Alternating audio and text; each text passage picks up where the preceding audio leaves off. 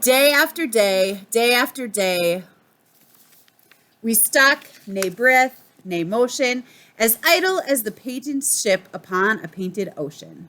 Samuel Taylor Coleridge, The Rime of the Ancient Mariner, 1798. Chapter 1. That was a really long prologue. Better than nothing. The first time Leo saw an Icarian spaceship up close, he peed his pants. Just a little. Icarian. Aycarian. It wasn't his fault. He'd warned his parents he needed to go. They'd been driving for 2 hours already, headed to the California coast, at least one of the stretches that the solidly rising ocean hadn't reclaimed, when the soda cans and the cup holders started to rattle, a low growl creeping up behind them.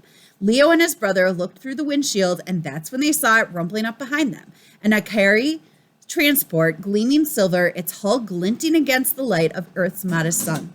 Bigger than a football stadium, its belly bristled with gun emplacements. Even their transports were well armed. It soared directly over their heads, its sleek, shark-like shape casting a giant shadow along the road as it passed, its neon engines too bright to look at for long. Leo had seen them 100 times before, of course, but always on a screen or from a great distance. Never right above his head, just the sight of it so massive, so alien, and the sound of its sublight engines arcing through the sky caused Leo to lose it, a small wet spot blossoming on the front of his shorts. His dad pulled over and told Leo to just finish in the bushes on the side of the road. Leo didn't even bother to look where he was aiming. His eyes were still turned skyward, taking in the alien vessel disappearing into the horizon.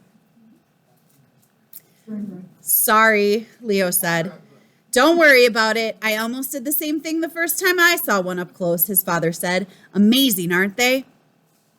Calvin Fender's eyes were trained skyward as well, staring with equal bug-eyed wonder. As a kid, I always imagined, lost my kid, someone was out there, you know? And now to see them, to be a part of it, man. Leo's dad shivered. Then he pointed to the back of the ship. See that bright orange ring back there? That's the FTL drive. That's the game changer. Without that, you and I wouldn't even be having this conversation because the iCarry would have never been able to find us to begin with. Leo's 6-year-old brain tried to wrap itself around everything his father was saying. So he was 6 years old when it happened. Where's it going? I don't know. It's a transport, so maybe it's dropping off supplies or maybe picking up volunteers. Even Leo knew that the Icarian ships spent most of their time hovering high up in the atmosphere or even farther out into orbit. They seldom landed, except when they had something to give or something to take. Volunteers for what? Dr. Fender watched the ship shrink in the distance. My guess is they are recruiting colonists, workers, miners, soldiers, pilots, anyone willing to help out. Help out with what? Building the coalition, Leo's father said. The coalition of planets. Don't they teach you that stuff in kindergarten? I learned how to tie my shoes, Leo said. Really? Leo looked down to see his laces flapping freely, but then he glanced over to see his father's shoelaces had come undone as well, so he didn't feel bad. When he looked back up, the Icarian transport was almost gone, though you could still hear its engines hum. Will we ever go on a ship like that? I hope so, his father said. I think it might be cool, don't you? Go out there, see new stars, new planets, new people. Besides, we might not have a choice.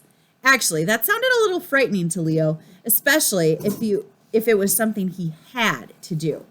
You boys almost finished out there. Some of us prefer not to pee in the bushes if we don't have to. Leo smiled as his mother ran back to the car, gearing herself up for another hour stuck in the back seat with his brother.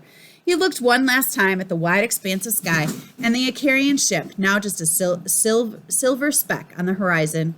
Someday, he thought, someday he'd go on one. Go out there, like his father said, just to see what it's like, but certainly not for forever. He already knew that he would always want to come back home. You'd better eat that. Gareth pointed to the spongy, grabby slab on his fork with his fork. Leo stared with undisguised disgust at the lump on his plate. He could list the basic ingredients: synthetic protein compound, an injection of vitamins, some kind of emulsifier to hold it all together, and a load of preservatives to make it last for 3 years in deep freeze. It was something cooked up by a government lab to keep spacefarers from starving, and it tasted like it. He and Gareth called it Ficken. Admittedly, Ficken nuggets were better warm, but the ship's power supply had been rerouted to cover only essential functions, and heating up protein chunks was non-essential. How did they get Ficken? Like, how did they get that name for it? Because it's fake chicken. Fake chicken. Ficken. It's very Dickensian. Ficken. Of course, this was the least of Leo's worries. It had been 4 days. 4 days since the Beagle was attacked by a Jarek warship and left limping, stripped of all its fuel, floating in the middle of nowhere. Though to Leo, who'd been on board the ship for nearly 3 years, everywhere felt like the middle of nowhere. The Jarek had taken everything they deemed valuable, leaving the crew with the ship's crippled and paralyzed remains. The crew, -1.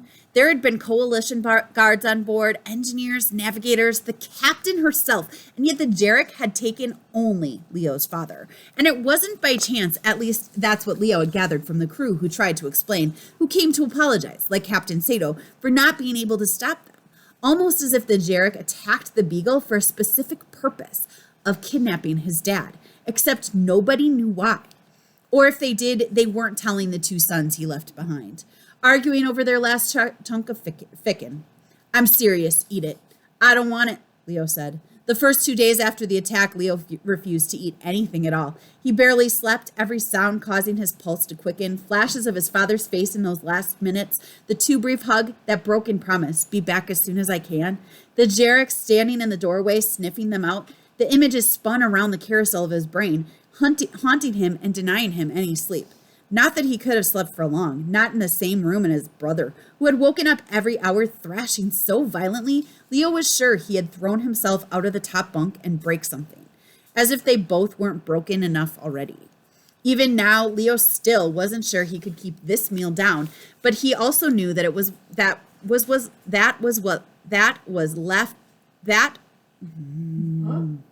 He also knew that what was left of the Beagle's food stores had been rationed, which meant no cold synthetic protein chunk should go to waste. That still didn't mean Leo had to eat it. He slid his plate silently over to his brother. Gareth didn't look good. Dark half-moon sagged under his eyes, and his hair had taken on a greasy sheen. Somehow he looked thinner to Leo already, and they both smelled ripe. Layers of new sweat overlapping the old. Like warm food, warm showers were non-essential, and the cold ones stung, so Leo avoided them. He changed clothes only out of habit. He could feel the fuzz forming along the edges of his gums. He'd brushed his teeth once in 4 days. After all, his father wasn't around to tell him to. There didn't seem to be much point. Gareth considered the metal plate with its one remaining morsel of food for a moment before frowning and sliding it back. I told you I don't want it. Yeah, but what would Dad say if he found out I ate half of your rations? What would he say? Knowing their father, he would tell them both to keep their strength up. He would tell them to carry on, to use their heads, to not give up hope. Of course, if he were here, Leo wouldn't have the second hole inside him. Leo pushed the plate back. I'm not eating it, he said. It tastes like Akari turds. How would you know what Akari turds taste like? Gareth continued. Well, it smells like them. Truthfully, Leo had never smelled one either. He'd never even seen an Akari do its personal business. He just assumed it smelled. Just because you're perfected faster than light speed travel doesn't mean your poop doesn't stink, does it? Just eat it, please. It's good for you. It contains 27 essential vitamins and nutrients, Gareth said, reading off the recyclable container the nuggets came in. Chicken flavored, it said. Leo honestly couldn't be sure if it was or not. He couldn't remember what real chicken was supposed to taste like. Forget it. Eat it. I'm older and you have to do what I say. That's not a rule. They pushed the metal plate back and forth between them until Leo pushed a little too forcefully, causing it to slide off the table, its chicken-flavored cargo bouncing across the steel floor. The brothers stared at it guiltily for a moment. Then Gareth recovered it and put it back on the plate, using the edge of his fork to painstakingly saw it in two. Leo got the bigger half.